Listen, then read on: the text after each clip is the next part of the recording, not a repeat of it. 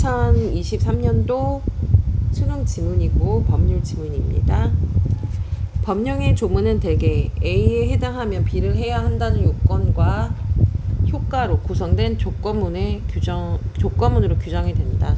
그러니까 법령의 조문은 조문이라는 것은 이제 법적인 내용이잖아요. 근데 대체로 뭐에 해당하면 어떤 결과를 해야 한다라는 어떤 요건이 주어진대. 이런 조건문으로 대체로 만들어진대요. 하지만 그 요건이나 효과가 항상 일의적인 것은 아니다. 그러니까 일의적인 것이 아니라는 건 항상 매번 똑같이 정해져 있는 건 아니다라는 얘기예요. 법조문에는 구체적인 상황을 고려해야 그 상황에 맞는 진정한 의미가 파악되는 불확정 개념이 사용이 될 수 있기 때문입니다. 법이라는 건 결국엔 사람들 사이의 문제나 어떤 그런 것 때문에 발생이 되는 거잖아요. 그러면 항상 경우의 수가 많겠죠. 그러면 그 상황에 따라 구체적인 상황이 같을 수가 없단 말이에요. 그래서 그 상황을 항상 뭐 해야 되죠? 고려해야 되고, 또 그거에 맞는 의미가 파악이 된다면 바로 뭐가 적용이 되냐면요, 불확정한 개념이 적용이 되는 거래요. 자, 이어서 개인 간의 법률 관계를 정하는 민법에서는, 자, 우리가 법의 종류는 여러 가지가 있는데요. 민법이 있고요. 그냥 두 가지만 얘기할게요. 형사법이 있어요. 민법이라는 것은 뭐 개인 간의 어떤 동거래나 개인과 개인이 겪는 이런 것들이에요. 그럼 형사법은 뭐냐면은 가해자와 피해자가 존재를 해요. 그래가지고 예를 들어서 누군가를 뭐 칼로 찔렀다거나 아니면 교통사고를 냈다거나 아니면은 죽였다거나 뭐 이런 것들은 형사법이 되는데, 자, 민법이라는 건 어쨌든 개인과 개인이 있는 그런 규율인 거죠. 자, 그 다음 이어서 볼게요. 개인 간의 법률 관계를 규율하는 민법에서는, 그럼 민법의 특성을 묻는 것도 나오겠죠? 개인 간의 법률을 규율한다. 불확정한 개념이 사용됐네요. 불확정이라는 건 확정이 안 된 개념이라는 거야. 아까 얘기했지만 이 법에서는 분명히 조건문이 있다고 했어요. A 하면 B를 해야 한다 하는 어떤 일종의 조건이 있는데요. 이 조건에 모든 걸 맞아 떨어지진 않는다고 했죠. 왜냐면은 구체적인 상황에 따라 상황이 다르기 때문이야. 그래서 어떻게 한다? 의미를 파악을 해서 불확정한 개념을 사용을 한대요. 그러니까 확정이 안 되는 개념, 상황에 따라 바뀌는 개념을 사용한다는 거야. 특히 민법에서 그렇게 많이 사용한다는 얘기죠. 민법은 왜 그러죠? 사람과 사람이 하는 약속인 거잖아요.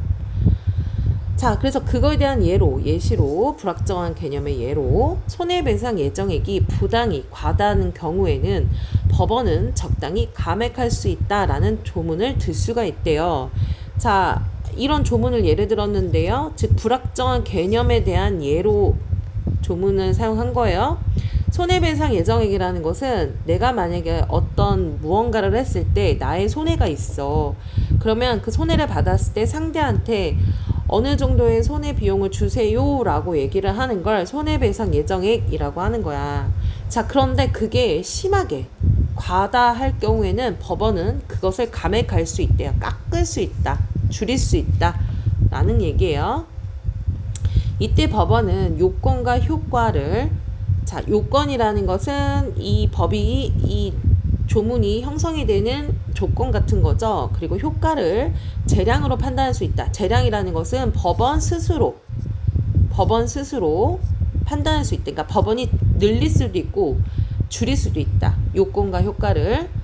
손해배상 예정액은 일종의 위약금의 일종이래요. 아, 손해배상 예정액은 위약금의 일종이래요. 위약금이라는 것은 계약을 지키지 않았을 때 주는 금액이에요. 지키지 않을 때 주는 거 일종이며, 계약 위반에 대한 제재인 위약벌도 이제 제재하는 수단인 거잖아요. 그러니까 벌을 주는 거야. 위약벌도 결국에는 위약금에 속한다. 예, 위약벌도 위약금에 속한다. 줘야 될 금액이에요. 위약금의 성격이 둘 중 무엇인지 증명되지 못하면 손해배상 예정액으로 다루어진다. 그러니까 애초에 손해배상을 해주기로 했던 그 예정액으로 하게 된대요. 그러니까 위약금의 성격이 둘 중에 무엇이냐, 이게 그래서 위약벌이나 위약금, 그러면은 손해배상 예정액으로 다루어진다 라고 한대요. 자, 그럼 다시 한번 본다면 위약금 안에 뭔가 계획을 제대로 지키지 못했어요. 그럼 민사에서 위약금을 요구를 하겠죠, 상대방이. 자, 그러면 위약금 안에서 나와야 되는 게 이제 손해배상 예정이죠. 손해배상 예정액.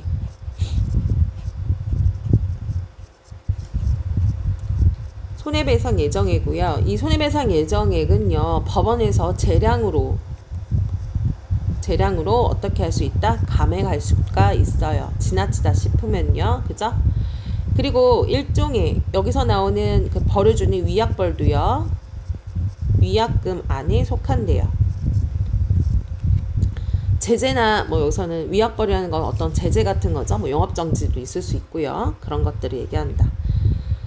자, 얘네들이 그러면 이런 상황, 재량에 따라 감액을 하거나 뭐 이렇게 손해배상 예정액이 너무 많으면 이렇게 하는 이유는 결국에는 법이라는 것, 즉 법령이라는 것은 정해져 있기는 해. 요건이나 이런 것들이.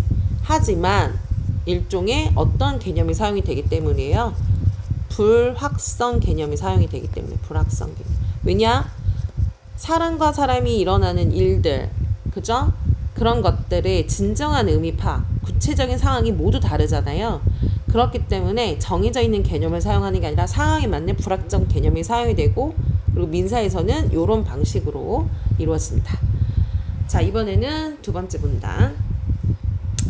자, 채무자의 잘못으로 인해, 채무자라는 건 채무자하기 전에 우리가요, 빚을 진 사람을 채무자라고 하고요. 자, 빚을 받아야 되는 사람을 우리가 뭐라고 그래요? 채권자라고 합니다. 여기서 빚이라는 건 돈이 될 수도 있고요, 물건이 될 수도 있고요.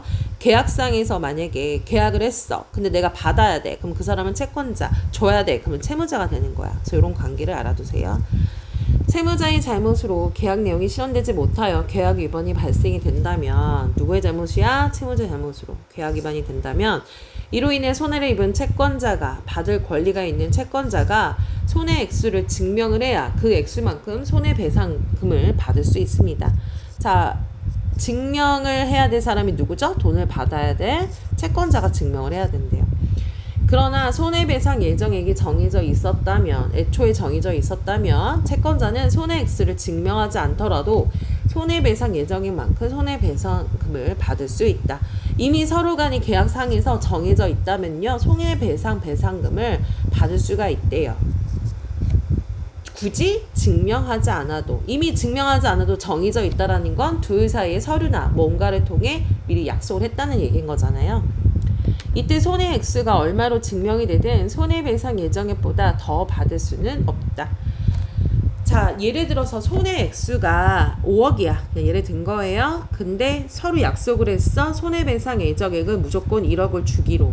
그랬는데 내가 손해액수가 5억이기 때문에 손해배상에 5억 줘 할 수가 없다, 이 얘기인 거야. 더 받을 수가 없대요.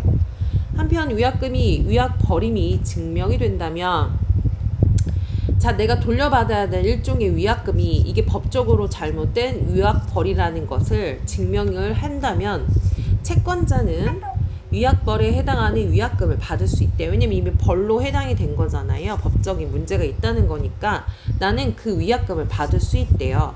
손해배상 예정액과 달리 법원이 감액을 할 수 없대요. 아까 손해배상 예정액 같은 경우에는 그 얘기했잖아요.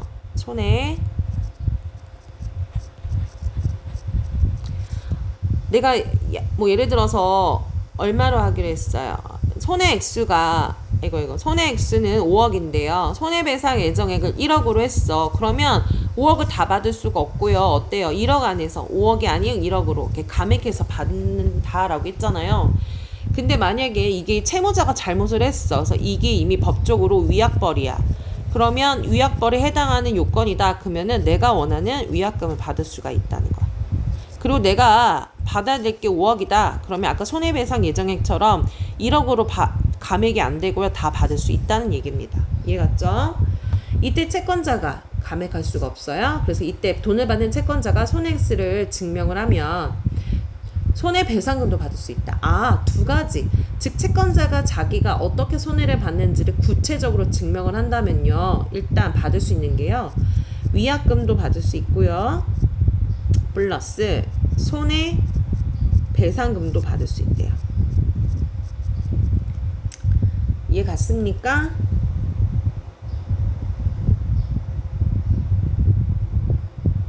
다시 한번 본다면은요, 내가 증명을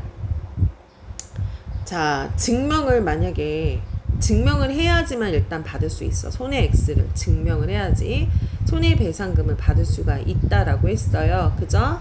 그리고 자기가 손해액수를 제대로 증명을 해서 이게 위약벌의 어떤 요건에 해당이 된다면 위약금과 손해배상금 둘 다 받을 수 있다라는 얘기입니다. 그쵸? 채권자가 증명해야 되는 거예요. 채무자가 하는 게 아니고요. 자, 다시 볼게요. 이런 불확정한 개념이라는 것은 아무리 법이라도 딱 정해져 있는 거 아니라고 했어요. 상황과 의도에 맞게끔 해석의 여지가 있어서 얼마든지 재량으로 할 수 있다는 거죠. 불확정한 개념을 또 적용을 해볼 건데요. 이 불확정한 법의 개념은 행정법령에도 사용이 되는데요. 행정이라는 것은 구청, 시청이 그 지역을 다스리기 위한 일종의 법이에요. 행정법령은 행정청이라는 것은 우리가 알고 있는 거, 뭐 서구청, 뭐 동사 여러 가지가 있겠죠. 구체적인 사실에 대해서 행하는 법 집행인 행정작용으로 규를 정한대요. 행정작용. 그러니까 여기서 뭐 벌금 이런 거보다 어떤 작용을 하는 거야. 예를 들어서 어떤 음식점이 뭔가 식중독을 걸게 만들었어요. 그러면 영업정지 이런 식으로 하는 것을 행정작용이라고 하는 겁니다.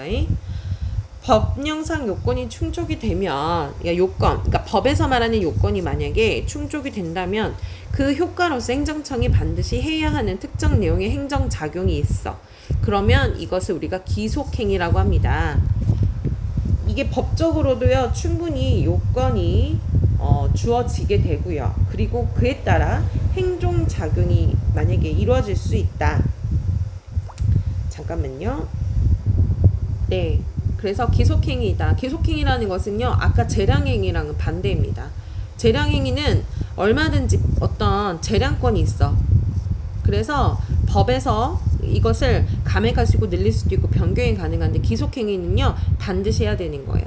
자, 근데 이 조건은 법령상의 요건이 충족이 돼야 되고 거기서 따르는 행정작용이 된다면 이것이 기속행위가 된다. 이해갔죠? 반면 법령상의 요건이 충족이 되더라도 요건이 반면이 있어요. 충족이 되지만 그 효과인 행정작용의 구체적인 내용을 고를 수 있는 재량이 이 재량이 만약에 행정청이 주어졌다면 이러한 재량을 행사하는 행정작용을 재량행위라고 한대요. 아까 상황과 비슷한 것 같은데 조금 다른 경우가 있다. 일단은 기본적으로 기속행위도 행정이 할 수 있고요. 재량행위도 행정청에서 할 수 있어. 근데 가장 큰 공통점은 법령상의 요건이 둘 다 기속행위나 재량행위 둘 다 충족은 해야 돼. 그래야지만 무조건적으로 하는 기속행위를 할 수 있고 그리고 행정청에서 자신들의 지위에 따라 그러니까 상황에 따라 할 수 있는 재량행위를 할 수 있어. 자, 그런데 조금 더 강압적인 건 기속행위. 이건 뭐예요? 무조건 해야 되는 거죠. 행정작용을. 반면에 이 재량권이 행정청에 주어졌을 때 이 행정작용을 재량행위로 할 수 있다라는 얘기입니다. 자, 재량권의 위치가 다시 한번 얘기할게요. 재량권이 만약에 행정청에 있지는 않아. 근데 법적으로 요건이 충족이 돼. 그래서 이 행정작용을 무조건 해야 돼. 그거는 기속행위야. 그런데 법령상 요건 충족돼. 근데 그 재량권이 행정청에 있는 거야. 그러면 행정청이 그 재량권을 가졌을 때 할 수 있는 행위는 재량행위야. 차이점 알겠니? 아까 기속행위는 행정작용만 하는 것이지 행정청이 어떤 할 수 있는 권리가 없어. 재량권이 없어. 근데 재량행위는 행정청이 자격을 갖고 있는 거야. 그러면 할 수 있다는 거죠. 자, 이어서 법령에서 불확정 개념이 사용이 되면 이에 근거한 행정작용은 대개 재량행위가 된다. 예. 그러니까 불확정한 개념, 상황에 따라 변하는 거죠. 그래서 이런 행정작용은 대략 재량행위가 된다. 그러니까 행정청이 알아서 할 수 있다는 얘기예요. 행정청은 재량으로 재량 행사의 기준을 명확히 정할 수 있는데, 자, 재량으로 할 수 있대요. 이 기준을 재량 준칙이라고 한대요. 준칙. 법이 아니고 준칙은 변할 수 있는 거예요. 재량 준칙은 법령이 아니므로, 여기 나오네요. 법이 아니래요. 법령이. 재량 준칙대로 재량을 행사하지 않아도 근거 법령 위반은 아니다. 법령 위반은 아니다라는 얘기예요. 다만 특정 요건 하에 재량 준칙대로 특정한 내용의 적법한 행정작용이 반복이 된다면 반복이 되는 게 중요합니다. 준칙대로. 자, 요건에 따라 준칙대로 반복이 돼야 됩니다. 그러면 이것이 하나의 누적이 되는 거야. 뭐가 된다? 누적이 되고 선례가 돼요. 그래서 관행이라는 게 생겨요. 기존에 해왔던 행동을 관행이라 하죠. 이렇게 이미 된 후에는 같은 유사한 요건이 충족이 된다면 행정청은 동일한 행정작용을 해야 된다. 만약에 이렇게 하지 않아? 그러면 이것은 평등의 원칙에 위반되므로 동일하게 지켜야 한다는 거죠. 자, 한번 여기 잠깐 마지막 부분만 정리를 해볼게요. 이 행정청이 갖는 재량권을 가지고 하는 것을 재량행위라 하는데요. 이들이 만드는 규칙과 같은 것을 재량준칙이라 합니다. 근데 얘는요, 아이고, 법적인 요건은 아니라고 했어. 법령 위반은 아니야. 그러면 행정청에서 아무런 제재를 안 주나? 그건 아니라는 거야. 만약에 여기 나와 있어요. 어떤 특정 요건에 어떤 상황에 따라 특권 요건에 해당이 돼요. 그리고 두 번째, 그것이 그거에 따른 준칙이 또 있어. 그런데 그게 비슷한 일이 반복이 돼서 그렇게 계속 작용을 했어. 행정작용이 반복이 됐다. 그러면 일종의 반복, 일종의 뭐가 생긴다? 일종의 관행이라는 게 생겨. 관행이라는 거는 계속 해왔던 것이죠. 관행이 생김으로써 이 관행대로 해야 되는 거야. 만약에 이걸 하지 않는다, 뭐 A 기관은 뭐 만약에 학원이라고 봐요. 학원이라 보면 선행학습금지법 이게 있거든요. 학원 간판에 선행학습에 대한 문구가 들어오면은요, 교육청이나 이런 데서 제재를 줄 수 있단 말이야. 벌금을 주던가 막 이런 게 있어. 근데 뭐 예를 들자면, 예를 든 거예요. 요건에 해당해 작용이 반복이 돼 준칙이 돼. 그래서 계속 그렇게 제재를 줬어. 근데 그걸 안 지켜. A는 제재 줬는데 B부터는 안 지켜. 그건 안 된다는 거야. 이게 어느 정도 누적이 돼서 계속 해왔던 거면 C, D 다른 학원인들은 똑같이 제재를 줘야 한다는 거야. 관행으로 남는다라는 얘기입니다. 이해갔죠? 자, 그래서 이 글의 전반적인 내용은 뭐에 관한 내용이냐면, 이게 멀미하네. 이렇게 이 법에 대한 불확정한 개념, 그죠? 개념에 대해서 얘기를 합니다. 이거는 상황이나 그것을 보고 그때그때 달라지는 것을 얘기를 한다라고 했었습니다. 그거에 대한 이야기를 하면서 그 위약금 얘기했죠? 네, 위약금, 그리고 위약벌, 그리고 손해배상 청구, 손해배상. 위약금도 결국엔 본인이 증명하고 손해배상도 본인이 증명하는 거지만, 손해배상 같은 경우에는 재량에 따라 법에서 감액을 하거나 할 수 있고, 위약금은 만약에 위약벌에 해당해, 이게 증명이 됐어, 법을 받아야 돼, 그러면 이거는 무조건 어떻게 된다? 줘야 된다. 그리고 위약금만 받는 게 아니라 손해배상분도 받아야 된다. 어떻게? 위약벌에 해당이 됐을 때. 근데 이것도 어디까지나 불확정 개념이 된다. 이 불확정인 개념에 대한 설명으로 또 무슨 얘기가 나왔습니까? 행정법의 행정에 대해서 나왔죠. 그래서 여기서도요, 기속행위와 그 다음에 재량행위. 여기서 재량행위도 법적인 어떤 구속에 대한 그런 건 아니지만, 만약에 지속적으로 계속해서 했던 관행으로 나누면 반드시 해야 되는 것이다 라고 했어. 자, 그러면 여기까지만 하고요. 한번 스스로 읽어보고, 선생님이랑 한번 설명을 들었다 해서 다 머릿속에 들어오는 거 아니죠? 두세 번씩 꼭 읽어보고 그러면 문제를 풀도록 하겠습니다.